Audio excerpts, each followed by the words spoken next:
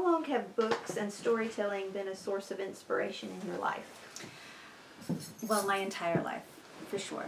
My mother read to me when I was a young child, and we grew up in a different age, of course, without the internet. And I also grew up in the woods of Tennessee, where we often did not have electricity or running water, and I found great solace in books. I read voraciously as a young person, so books were always a great inspiration in my life. What are some of the more memorable moments that took place inside of a book you read? Some of my favorite series growing up were, I loved The Chronicles of Narnia by C.S. Lewis. I loved them so much, and I remember because I was so young when they were gifted to me, and I didn't know when they were written. Really, I didn't know the context of who had written them or when they were written, that I remember being so disappointed when I finally learned that the series had ended and there were no other books in the series, that the author was not even alive anymore. I was heartbroken because I loved them, and just the children feeling the fur going through the wardrobe, and meeting Mr. Tumnus in the snow, and even Edmund tasting the Turkish delight from the Snow Queen. The Chronicles of Narnia were so formative for me, but also I loved Lucy Maud Montgomery's Anne of Green Gables series. I really, really related with Anne Shirley so much.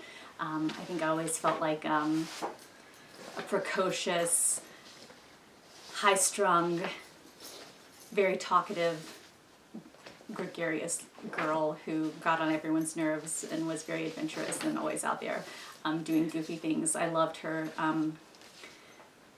trying to dye her hair with lemon juice. I loved the sweet adventure she got in with Diana. I loved those books growing up. But then there was a series about a girl called Anastasia that I loved. My great aunt was a librarian, and she would send me series of books that were kind of cutting edge at the time, and I always will be grateful to her. She did that my entire life. So books were always really, really great. But then I also really liked horror. I love Stephen King. I read so much Stephen King that I remember there was a huge blizzard in Tennessee in the 90s, and I read Stephen King's It until I was so terrified I couldn't get out of bed. And it's a pretty thick book. I read it like straight through, and I couldn't get out of bed for like days. I was so terrified of what was under my bed. So yeah, I guess those are some of the formative things in my childhood. You're an actress as well as an artist. What made you want to act out stories on a stage as opposed to just reading them? I am not sure. That came kind of organically or accidentally. I started doing theater in high school, but that was really just for fun because all of my friends were doing it. That was just sort of what my group of friends did. The creative, artistic people that were silly. We had a lot of fun. But I didn't really start taking theater seriously until I was in college. And again, I think it was what my group of friends did, and it just seemed like the fun thing to do. But once I started actually getting on stage and found that I was good at it and that I really felt comfortable doing it, I discovered that I had a great love for it, and that I really did, that there was a magic in telling the story and the story coming to life on stage. So I guess I discovered the love of it organically and accidentally. Are you ever nervous about acting out a character in front of an audience? And if so, how do you overcome that? Strangely enough, I have only ever been nervous one time. And that was the very, very first time I ever did a play. And for real, it was a play called Brides, and I was a freshman in college. And I can remember the day of the play. I was a nervous wreck the very first day of the opening night. I was a nervous wreck the entire day. I drove all of my friends crazy. I wanted to vomit. I was so ill at ease. I was so sick.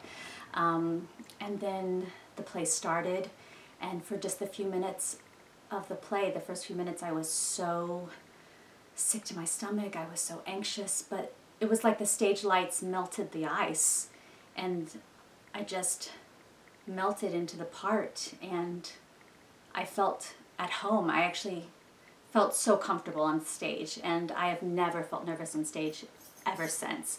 I feel more comfortable on stage than I feel in real life.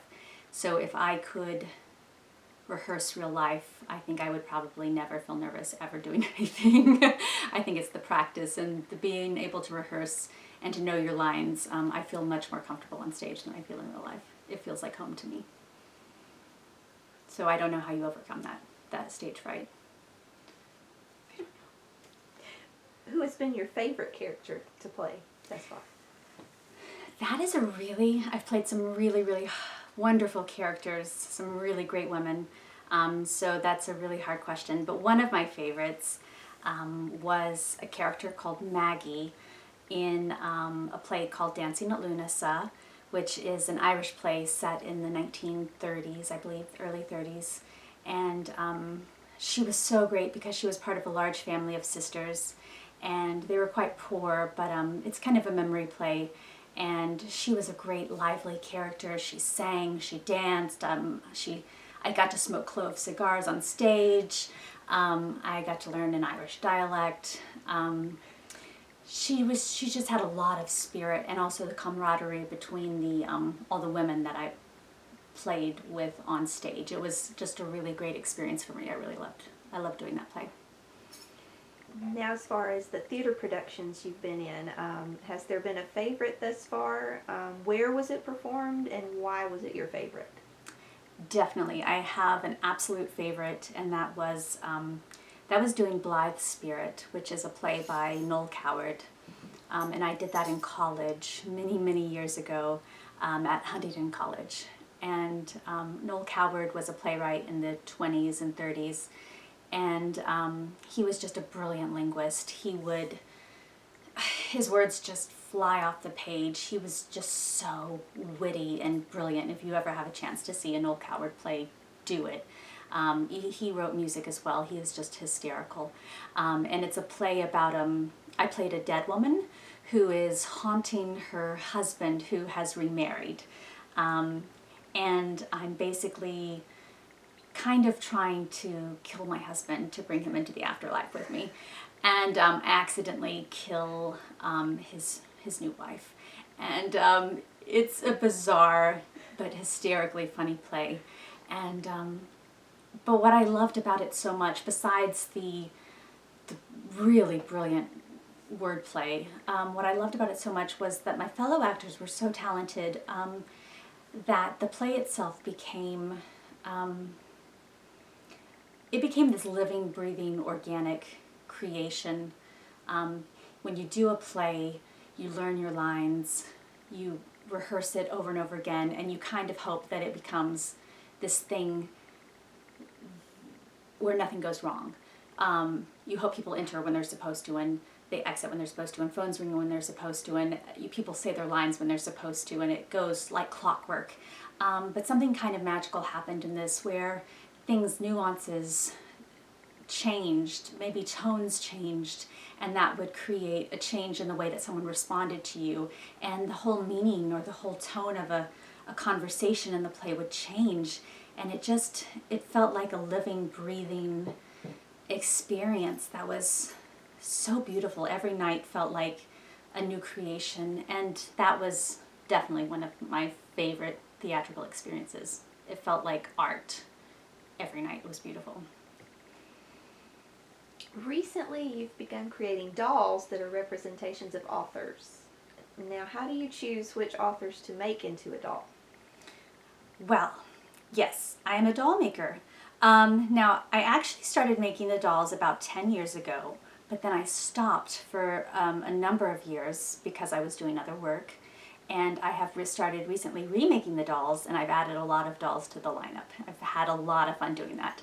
When I first started, I was making 5 dolls, and I was only making women dolls because I really wanted to create strong female role models. I had lots of friends that had young daughters, and that's kind of how it began. I was not really happy with the choices of toys that were available for my girlfriend's daughters at the time, and so I thought, I sew. I'll just make some dolls for my friends themselves.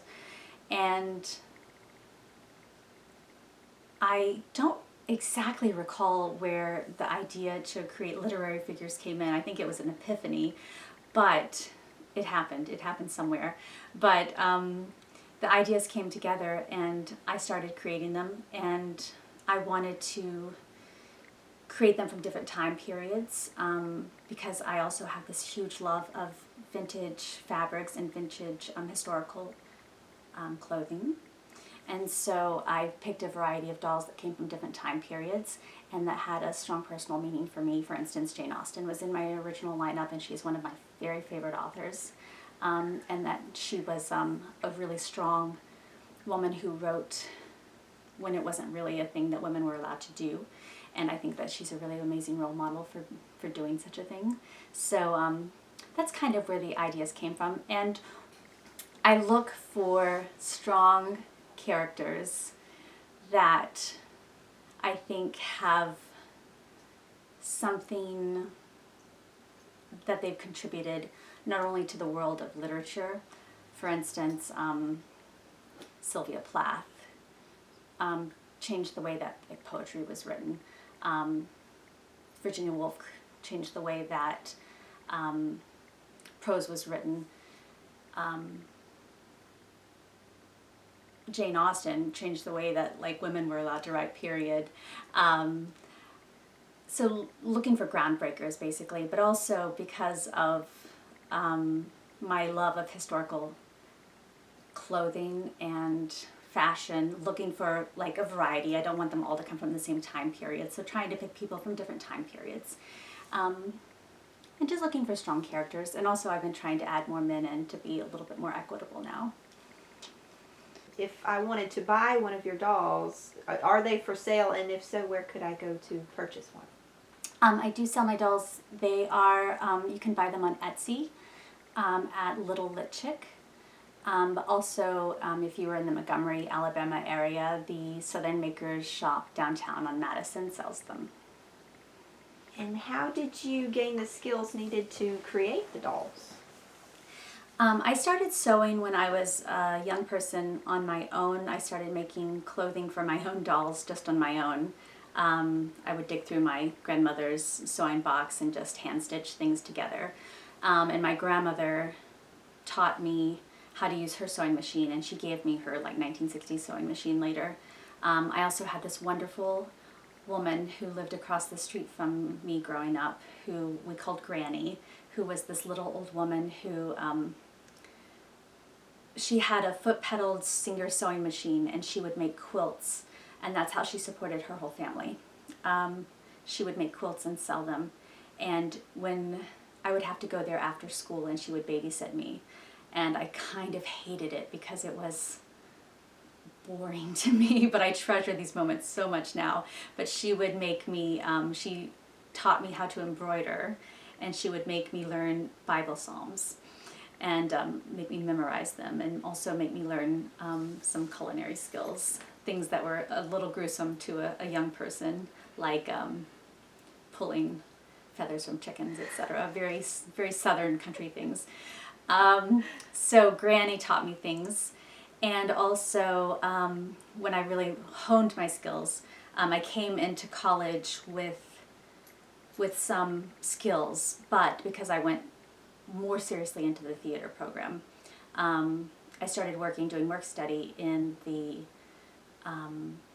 wardrobe department, and under the tutelage of the head of the program there and the costume designer, I got a lot of really great information and training on machine and hand sewing skills, on doing years of theater productions there, and making historical clothing, because I mean that's generally what we did. We do plays from the 1930s, plays from the 1800s, plays from the 1700s, and so we got to do so much construction, making corsets, making pantaloons, and so I honed my skills really thoroughly in college, and so I've been sewing ever since. Can you tell us more about the material selection and how each one is made? I see you've got a suitcase full of examples here. That's so much fun.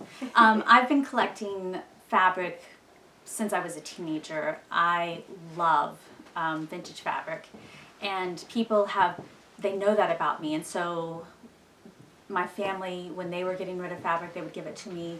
When friends, when their great aunt passes away and she was a seamstress and she's got a attic full of fabric, they give me their fabric, and I've been able to amass a really wonderful collection of fabric that way. And another wonderful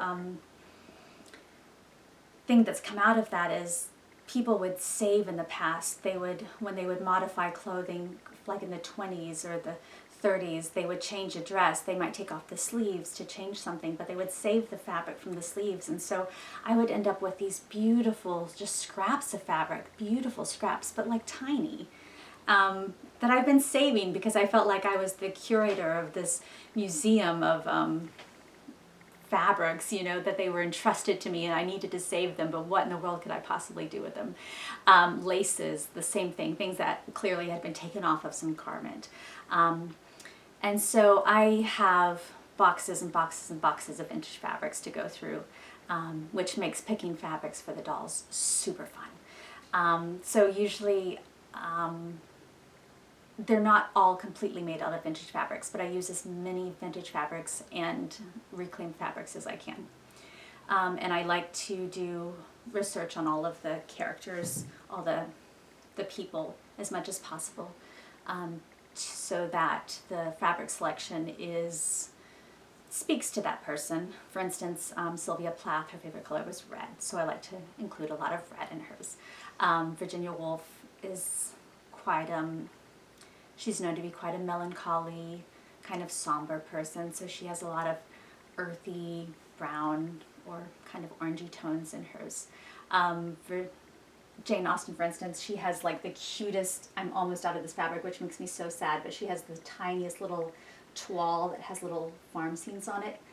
I have so much fun going through fabrics and finding things and collecting them. When I'm in antique stores, when I'm in thrift stores, I keep my eyes open for fabrics, and my friends do the same for me, so that's maybe the most fun of the whole thing. And I think that was definitely a catalyst when I decided to make dolls. It was an epiphany of, what am I going to do with all of these tiny scraps of fabric? I'll make dolls. So there. Well, they are wonderful, and I know that the library, which is hosting Imagi-Con, is really going to appreciate what you're doing and how you're bringing these authors into the limelight, and they're really wonderful creations. Thank you for sharing them with us. Thank you so much. It was a pleasure. Thanks for having me. Thank you.